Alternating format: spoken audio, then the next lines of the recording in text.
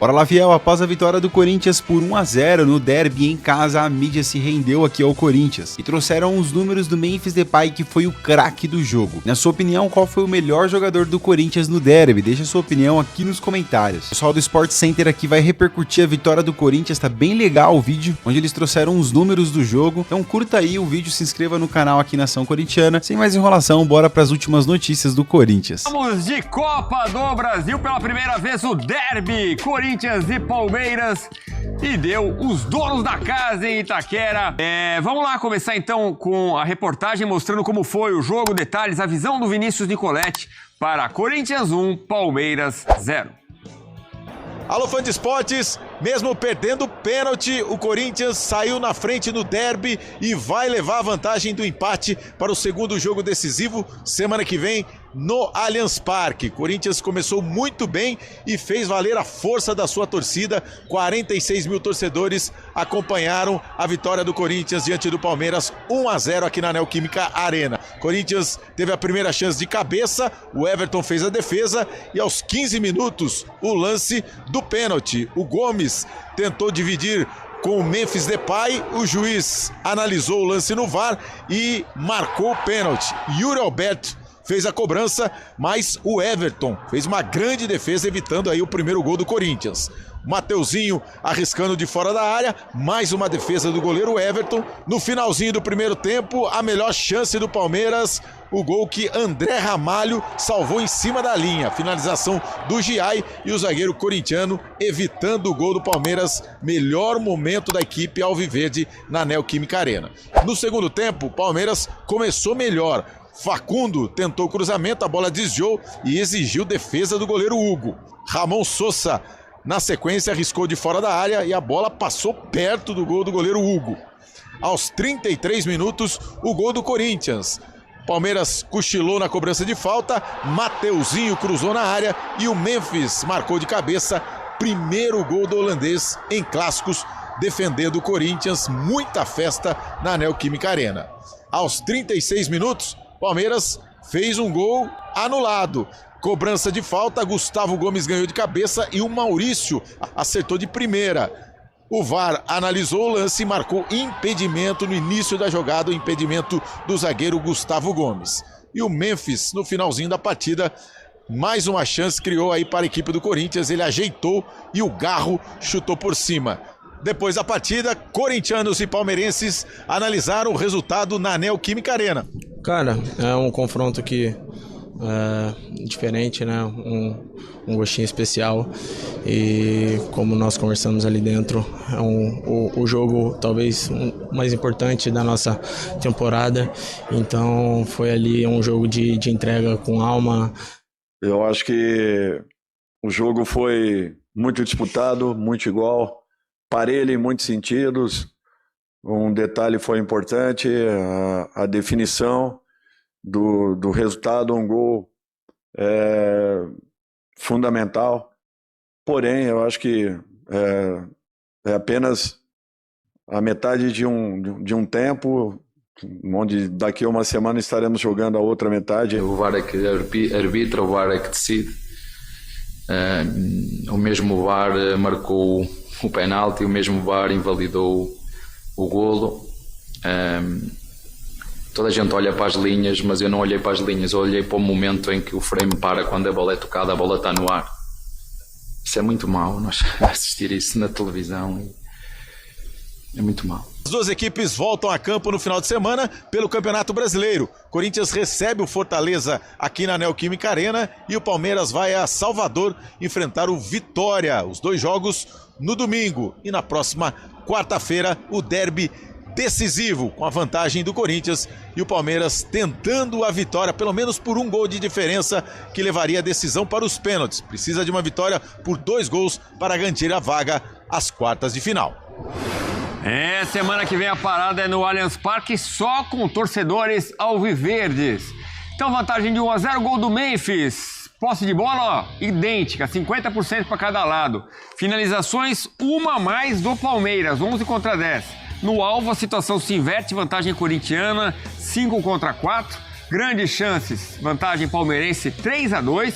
ações na área rival foram mais do Verdão, 18 contra 12 do Timão e empate também em escanteios, 4 para cada lado. Ô Elton, o que a gente vê aqui nos números é um jogo muito equilibrado. O Corinthians talvez tenha feito seu melhor jogo com o Dorival Júnior. Palmeiras muito forte, a gente já conhece. Um jogo em que emoção não faltou, né, companheiro? Sim, Edu, acho que equilíbrio eu acho que se aplica muito e não é nenhum exagero dizer que foi um jogo equilibrado, apesar do Corinthians ter vencido por 1-0. Além desses números aí, eu destaco, Edu, que o jogo foi tão equilibrado que o Palmeiras trocou apenas 4 passes a mais que o Corinthians no jogo. A gente vê o tamanho realmente do equilíbrio, não só nos números, a gente viu na prática. Apesar das trocas de passes, né, serem poucas, 370 em média ali para as duas equipes, mostra que foi um jogo muito intenso, né? Um jogo muito direto. Viu o Corinthians até criar algumas oportunidades importantes no primeiro tempo, a formação para fortalecer um pouco mais o meio campo, né? O Ranieri fez um bom jogo, né? O Carrilho e o Martinez também ajudando na marcação. A gente falava, né, inclusive na terça-feira, sobre esse Corinthians que se defende para deixar o trio criar lá na frente, né? O Garro, o Yuri Alberto e o Memphis. É claro que ainda carece de reentrosamento, carece de ritmo, mas a gente sabe que é um trio que decide. E no fim das contas acabou, né, decidindo o jogo, apesar de apenas um deles, né, ter participado da jogada final, no segundo tempo, o belo cruzamento do Mateuzinho para o gol do Memphis. Contra um Palmeiras que a gente ficava na dúvida como seria esse lado esquerdo, né? Qual seria o trio do lado esquerdo? E eu acho que a escolha do Abel foi muito para ter esse time jogando nas costas do próprio Mateuzinho e criar dificuldades para o Carrilho ali pelo lado direito. Então foi o Piquerez fazendo a lateral esquerda, o Lucas Evangelista, né, como meia pela esquerda e o Sousa, né, um ponta esquerda, né? Acabou sendo esse trio para tentar incomodar um pouco a defesa do Corinthians. Por isso a gente viu um Palmeiras até muito mais direto, né? Sendo uma equipe que saía do campo de defesa muito mais vertical. Foi um jogo de intensidade, eu acho que o Corinthians suportou bem essa intensidade, fez um gol numa belíssima jogada, inclusive, um belíssimo cruzamento do Mateuzinho para o gol do Memphis. O Palmeiras reclama da arbitragem, a gente viu o Abel falar, né? Para mim houve uma falta clara, inclusive na entrada da área, em cima do Vitor Roque. O pênalti eu não discuto, eu acho que foi bem marcado.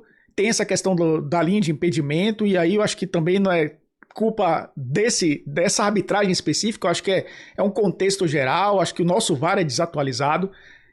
Mas eu acho que mostrou um equilíbrio muito grande esse jogo, um jogo que poderia ter terminado empatado, sim, mas que mostrou o Corinthians do Velho Testamento, né? O Corinthians da eficiência, né? Que consegue defensivamente ir muito bem e aproveita uma das poucas oportunidades que tem no jogo para vencer a partida. Bela vantagem para o jogo da volta, mas isso não define a classificação, porque a gente viu que esse equilíbrio, Edu, pode se repetir daqui a uma semana. É um Corinthians altamente mobilizado, né? E nem sempre é assim. E aí é muito importante esse cara aí. Contra o Botafogo, ele acaba fazendo o gol do empate. O holandês Memphis Depay marcou um gol, teve uma finalização. No alvo, grandes chances. 4 ações na área rival. E um algoritmo da TSPN aponta para 7,20 de participações. Então, o segundo no jogo. O primeiro gol dele em clássicos. Então, tira um peso também das costas dessa pequena pressão aí, né, sobre o Memphis Depay, de não marcar gol em clássicos. Pois chegou ao fim essa história. Até muita gente falava, o que ele fez foi na final do campeonato, ficar em cima da bola, gol mesmo não marca. Enfim, o fato é que o Corinthians fica muito mais forte quando junta o trio Jim, né? Garro, Yuri Alberto e Memphis Depay. Eu fico me perguntando contra o Fortaleza se algum jogador será poupado. O trio Jim. Qual é o nome do trio? Jim, né? Enfim, Jim. É com o sotaque do Kansas. Mas eu fico pensando, na Neoquímica Arena ainda não perdeu quando esse trio jogou junto. Não é pouca coisa não, hein, Elton? Esse sotaque cansa mesmo, deu pra perceber.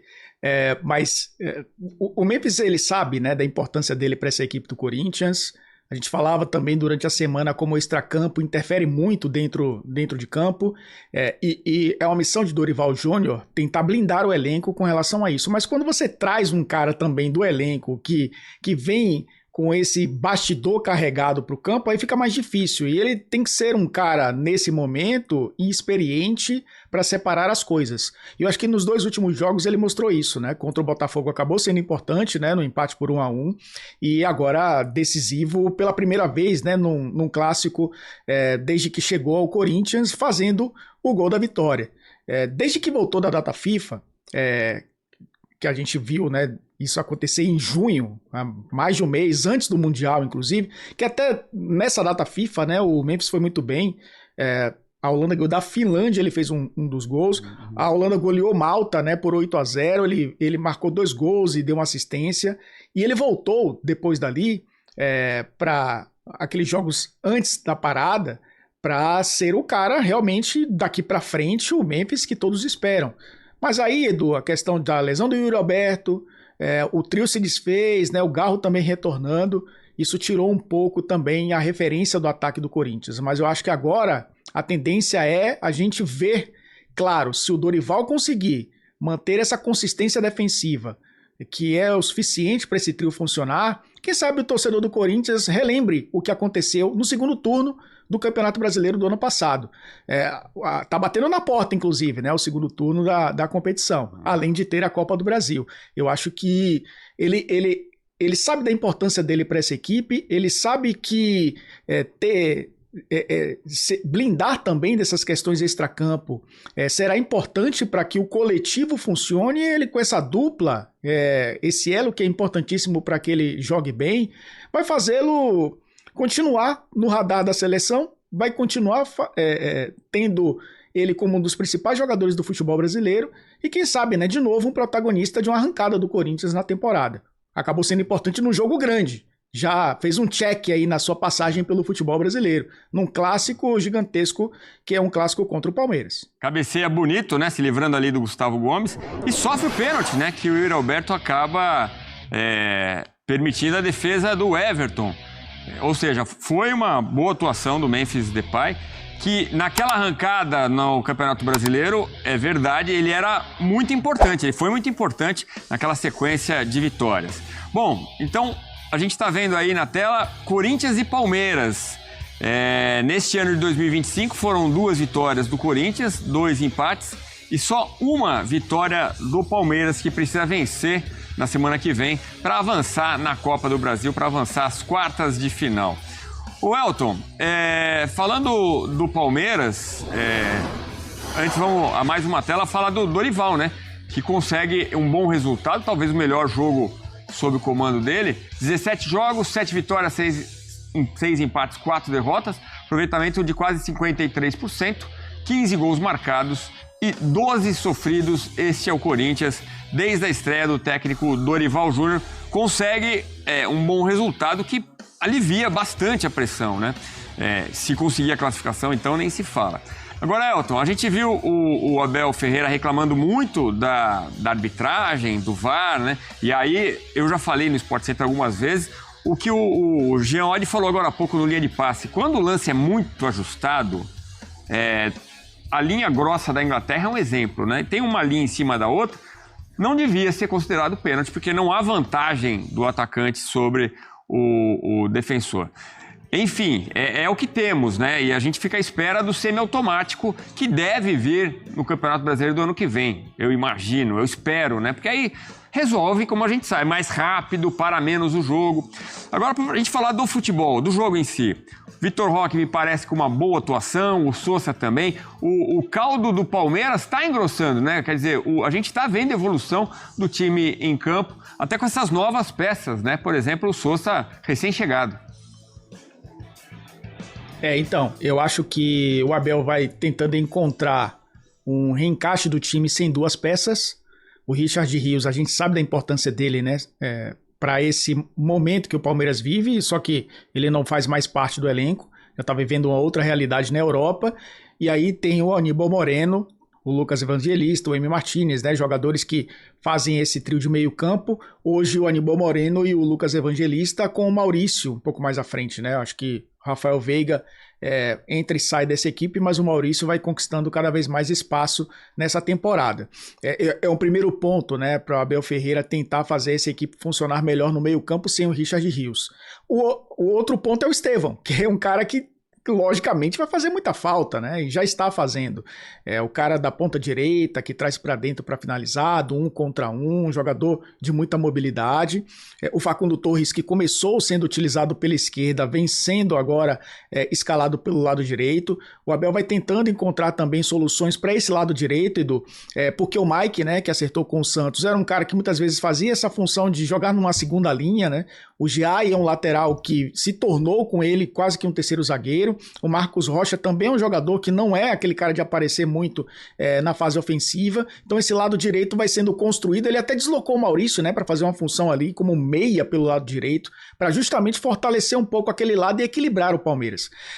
Eu acho que o ataque não foi tão bem como eu imaginava que fosse num jogo desse tamanho. É claro que o sistema defensivo do Corinthians funcionou muito bem, mas eu acho que o Sousa ainda, e é normal que isso aconteça, ainda em período de adaptação, né, um jogador que vive altos e baixos.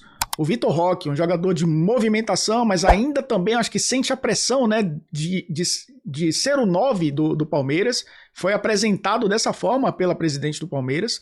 E o Facundo Torres, que chegou nessa temporada, adaptação a nova posição, né, dentro do campo. Então acho que esse encaixe o Abel vai ter que achar o mais rápido possível, porque vai ter que reverter uma vantagem do Corinthians e tem também a Libertadores batendo na porta, né? Então acho que é um ataque que ainda não se encaixou. Já não havia se encaixado, né, nessa temporada, porque perdeu por 2 vezes, inclusive, né? O Paulinho, que é um jogador que funciona muito bem como uma referência no ataque, né? Seja pelo lado, seja por dentro. Entra e sai também, né, o Flaco Lopes, que é um jogador que não conseguiu se consolidar ali na frente. O Felipe Anderson também. Então acho que tem tudo isso, né, que tem que ser colocado no pacote, que o Abel Ferreira precisa solucionar o mais rápido possível, né? A pressão aumentou porque a vantagem está do outro lado. É isso, e a nossa equipe pegou uma imagem curiosa. Você lembra daquela cabeça de porco, né, que jogaram e o Yuri Alberto quase quebrou o pé chutando? Teve torcedor corintiano, claro que só tinha corintiano, que levou ali uma cabeça de porco, mas essa não era de verdade, não. Era uma cabeça de borracha. De qualquer forma, a gente vê a polícia retirou o objeto para evitar problemas. Com Memphis, Yuri e Rodrigo Garra em campo, o Corinthians não sabe o que é perder, tá? Não sabe. Na sua opinião, cara, tem que ter um deles 3, né? Qual foi o melhor jogador do Corinthians hoje? Cara, pra mim, quem mais jogou hoje, não tem como, acho que foi o Memphis, né? O Yuri um pouco abaixo, até por conta de lesão, por estar voltando, né, de lesão. O Garro um pouco, parece que um pouco mais afoito do que o normal, né? Porque querendo muito o jogo, né? E voltava às vezes muito pra buscar a bola, o que prejudicava ele um pouco ali na frente. Ele tem que jogar mais próximo da área, né? O Mateuzinho fez um bom jogo, o Carrillo acho que fez um pouco abaixo, né? O Bidu fez um bom jogo, o Bidon entrou muito bem no segundo tempo, o Bidon entrou mordendo a bola, mano. O Martinez fez um bom jogo, cara. Hoje o time, sabe aquele dia que você dorme em paz, acorda em paz, porque você se sentiu representado ali dentro de campo? Esse é o sentimento do Corinthians hoje, né, enfrentando aí o nosso rival dentro de casa 1-0 e encaminha demais a classificação, que é a última Copa, né? E aí, praticamente, sendo realista, é a última chance real que nós temos de levantar um caneco ainda esse ano. Mais um caneco, né? Porque já levantamos o caneco do Paulista. Então, passar pelos nossos rivais aí seria, cara, uma parada, né? O primeiro passo foi dado hoje, né? E a gente vai terminar de liquidar essa fatura no Allianz, na casa deles, naquele gramado ruim lá deles, né? E pra ter resenha também, responde aí nos comentários se achou que foi pênalti ou não. Deixa sua opinião aí, vamos trocar uma ideia, beleza? Esse foi o vídeo de hoje. Depois eu volto com mais notícias do Corinthians aí pra te atualizar. Então curta o vídeo, se inscreva aqui no canal Nação Corintiana. Logo, logo eu volto com mais notícias do Timão. Valeu!